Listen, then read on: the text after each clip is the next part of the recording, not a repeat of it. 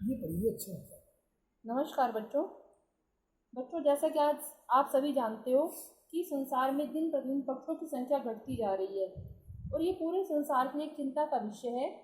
जंगलों के विनाश और प्रदूषण के चलते कई दुर्लभ पक्षियों के अस्तित्व पर संकट मंडरा रहा है। ऐसे ही दुर्लभ पक्षियों को बचाने में जुटे हैं डॉक्टर राव और उनका 11 वर्षीय नन्हा साथी सिरिल। को पक्षी देखने के शौक से ही उसके डॉक्टर राव को ऐसे दुर्लभ पक्षी को बचाने में मदद मिलती है जो संसार में 4-5 ही बचे हैं। तो आज हम इन्हीं के बारे में अपने पाठ पक्षी रक्षक में पढ़ेंगे विस्तार से। सिरिल को स्कूल जाना अच्छा नहीं लगता था, इसलिए वह रोज स्कूल जाने से मना करता था। जब तक वो छोटा था तब तक तो उसके माता पिता उसे समझाकर स्कूल भेज देते थे, लेकिन अब वो 11 साल का हो गया था और बहुत जिद्दी था। अब वो कोई बात आसानी से नहीं मानता था। उसको अपनी क्लास में बैठना बिल्कुल भी पसंद नहीं था और इसके लिए उसे अपने हमेशा डांट खानी पड़ती थी। माँ प्यार से उसको समझाती, लेकिन वो हमेशा स्कूल से दूर ही भागता था। लेकिन आज जो था, सिरिल ने उनके घर में डॉक्टर गोपाल राव आए थे, तो उनकी प्रेजेंस में भी सिरिल ने ऐसा ही किया। इससे उसके माता पिता श्रीमान एवं श्रीमती फिशर को बड़ी ही शर्म महसूस हुई। वो भारत में, जो डॉक्टर राव थे, भारत में किसी काम के लिए न्यूजीलैंड आए थे और उन लोगों के साथ रह रहे थे।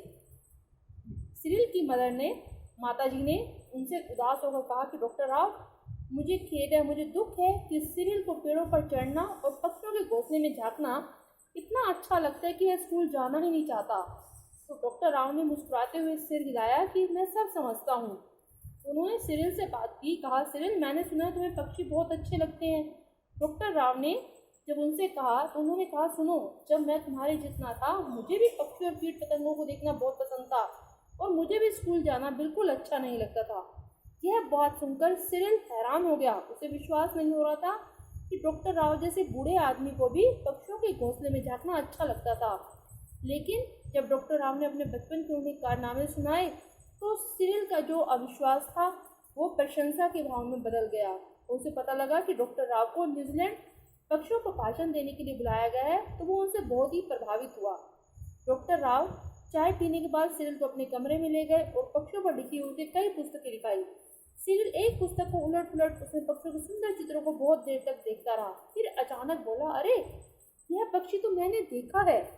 डॉक्टर राव पुस्तक को देखकर बोले, असंभव, मतलब नामुमकिन है। इस पुस्तक में दुर्लभ पक्षियों के चित्र हैं, अर्थात जो संसार में अब बहुत मुश्किल से पाए जाते हैं, ऐसे पक्षियों के चित्र हैं। तुमने इनमें से एक को भी यहाँ नहीं देख सकते।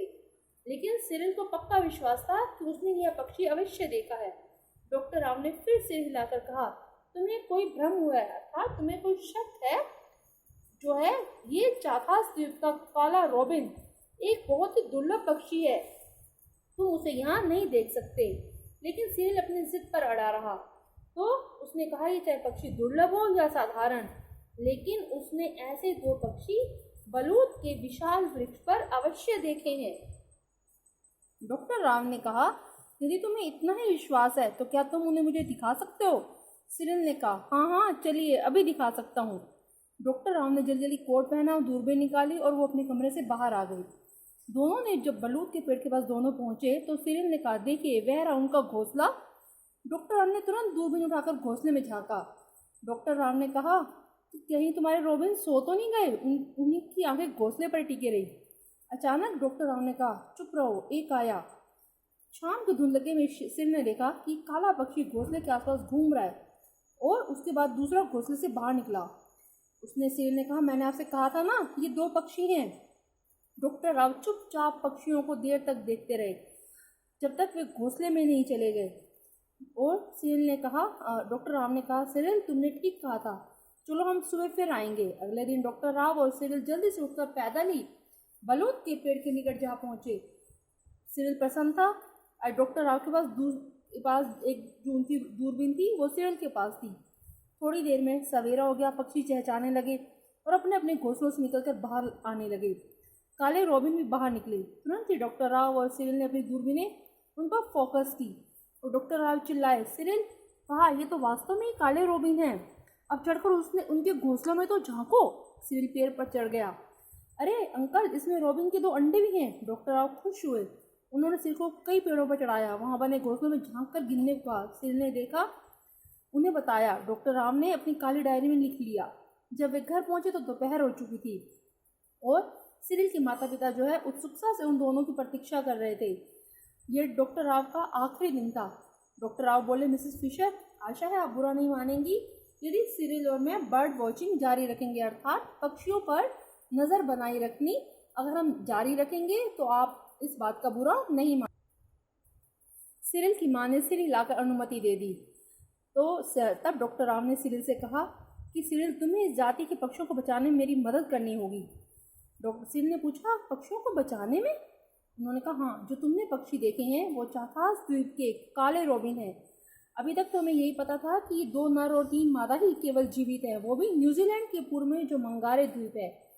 लेकिन उनका अगर ख्याल नहीं रखा गया तो ये पक्षी अपनी संख्या बढ़ाए बिना ही मर जाएंगे और फिर पृथ्वी पर से इन काले रॉबिन का नाम मिट जाएगा।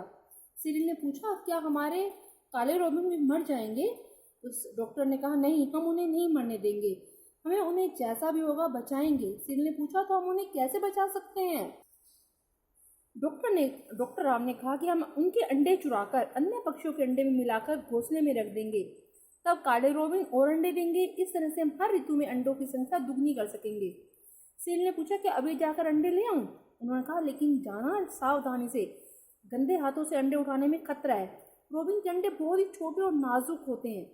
सीले और गंदे हाथों से कीटाणु सीधा अंडे के खोल के सूक्ष्म रंध्रों, मतलब जो छोटे छोटे उनके ऊपर जो छेद होते हैं उनके द्वारा उनके भीतर जा सकते हैं। सिरिल बड़े ध्यान से ये सब बातें सुन रहा था। इतने में डॉक्टर राव ने अपने थैले में से कोई एक पदार्थ निकाला। उन्होंने सिरिल से हाथ धुलवाए, अच्छी तरह पहुँचने से कहा। फिर एक चम्मच चीज़ और छोटा सा डिब्बा निकाला। वे दोनों कीटाणुनाशक दवाई से धुले हुए थे। अंत में उन्होंने डॉक्टर राव ने सिरिल को 2 घोंसले बताए जिसमें काले रॉबिन के अंडे रखे जा सकते थे। सिरिल ने उनके आदेशों का पूरी तरह से पालन किया और धीरे से 2 अंडों को फुदकी के 2 घोंसलों में, जिन पेड़ों पर ये घोंसले थे उन पर निशान लगा दिए। अब हम काले रॉबिन का घोंसला तोड़ देना चाहिए, डॉक्टर राव ने कहा। सिरिल हैरान खड़ा था, उसे अपने कानों पर विश्वास नहीं हो रहा था। तब डॉक्टर ने कहा, काला रॉबिन नया घोंसला बनाकर ही अंडे देता है। तब सिरिल ने चैन की सांस ली। मतलब उसे ये लगा कि अगर हम घोंसला तोड़ देंगे तो ऐसा ना हो काला रॉबिन यहाँ से चला जाए। लेकिन डॉक्टर राव की बात सुनकर उसे तसल्ली हो गई। वहाँ से लौटते हुए डॉक्टर राव बोले, काश मैं यहाँ ठहरकर काले रॉबिन के परिवार को बढ़ता देख सकता था, लेकिन ऐसा करना मेरे लिए असंभव है। सिरिल, तुम्हें इस प्रयोग को पूरा करने के लिए बहुत काम करना पड़ेगा, क्योंकि अगले दिन डॉक्टर सिरिल जो राव थे उन्हें न्यूजीलैंड जाना था। सिरिल ने कहा, हाँ, काले रॉबिन को बचाने में मैं उनकी पूरी मदद करूँगा। श्रीमती फिशर, अर्थात जो सिरिल की माताजी थी, वो भी कई दिनों से इन आश्चर्यजनक बातें उन्हें देखने को मिली। संसार के अनेक भागों से उनके पास पक्षी प्रेमियों के पत्र आने लगे। पक्षी विशेषज्ञ जो पक्षियों के बारे में जानते हैं, उन्होंने सिरिल जैसे पुत्र के माता पिता होने के लिए उन्हें बधाई दी। और सबसे जो हैरानी की बात थी, जब सिरिल के माता पिता ने देखा एक समाचार पत्र में सिरिल का फोटो देखा, उन्होंने समाचार में बताया गया कि उसने अपने गांव में 2 दुर्लभ पक्षी देखे हैं। उन्हें बचाने के लिए उनके अंडे दूसरे घोंसले में रखे हैं। और ये भी बताया कि सिरिल ने फुदकी के घोंसलों को 2 बार साफ किया है, क्योंकि फुदकी के छोटे से घोंसले में से काले रॉबिन की बीट वगैरह बाहर नहीं गिर पाती। सर्दी में काले रॉबिन कहीं सर्दी से मर जाएं, उसके लिए भी सिरिल ने पूरा प्रबंध किया था। फुदकी के बच्चों को यह डर नहीं होता, क्योंकि प्रकृति ने उनके शरीर को इससे सुरक्षा प्रदान की है। और उस लेख के अंत में ये भी लिखा था कि सिरिल के प्रयत्नों से अब संसार में पहले से अधिक काले रॉबिन मिलेंगे। उस दिन उनकी जो माता है, उन्होंने सिरिल को देखा कि वो अपनी मेज़ पर बैठकर पढ़ रहा था। उन्हें बहुत हैरानी हुई, क्योंकि वो तो हमेशा पढ़ने से दूर भागता था। तो उन्होंने कहा, अरे सिरिल, तुम भूगोल पढ़ रहे हो, मतलब ज्योग्राफी। तो उसने कहा, माँ, इसमें हैरानी की क्या बात है? अगर मैं भूगोल नहीं पढ़ूंगा तो स्कूल नहीं जाऊंगा, तो पक्षी विशेषज्ञ कैसा बनूंगा? मतलब अगर वो ज्योग्राफी पढ़ेगा, उससे पता चलेगा कि कहाँ कहाँ ये पक्षी पाए जाते हैं, कैसे इनको बचा के रखा जाता है, तो ये सब बातें उसे ज्योग्राफी से ही मालूम होंगी। तो उसकी माता जी यह बातें सुनकर आश्चर्य और प्रसन्नता की मूर्ति बनकर खड़ी रह गई। तो बच्चों, आपने जाना कि किस तरह जो है हम पक्षियों की दुर्लभ प्रजातियों को बचा सकते हैं। धन्यवाद। घर पर रहिए, सुरक्षित रहिए।